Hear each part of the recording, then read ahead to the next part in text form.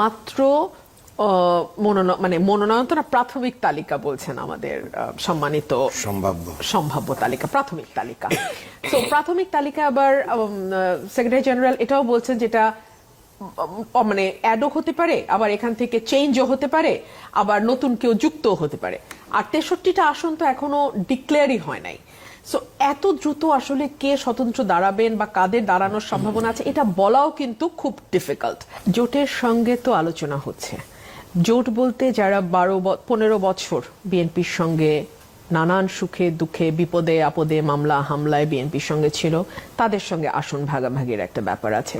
নতুন করে আবার অন্য কোনো দলের সঙ্গেও জোট হতে পারে, এই আলোচনাও আছে, শোনা যাচ্ছে।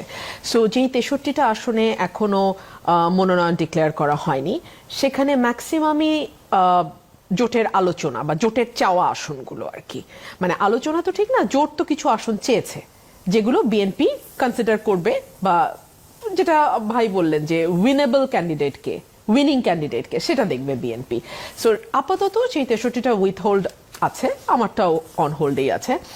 আর যেটা আপনি বলছেন যে মনোনয়ন না পেয়ে যেই প্রতিবাদটা, এখন দেখুন এখানে আপনি এটাকে নানানভাবেই দেখতে পারেন। এক হচ্ছে যে এত বড় একটা দল, প্রতিটি আসনে মানে কি বলবো 10 জন পর্যন্ত মনোনয়ন প্রত্যাশী আছে, এরকমও আছে 3-4 জন তো অন অ্যান অ্যাভারেজ, কিন্তু 10-12 জন প্রত্যাশী এমনও আছে। সো সেখান থেকে একজনকে বাছাই করা is really very tough, really very tough.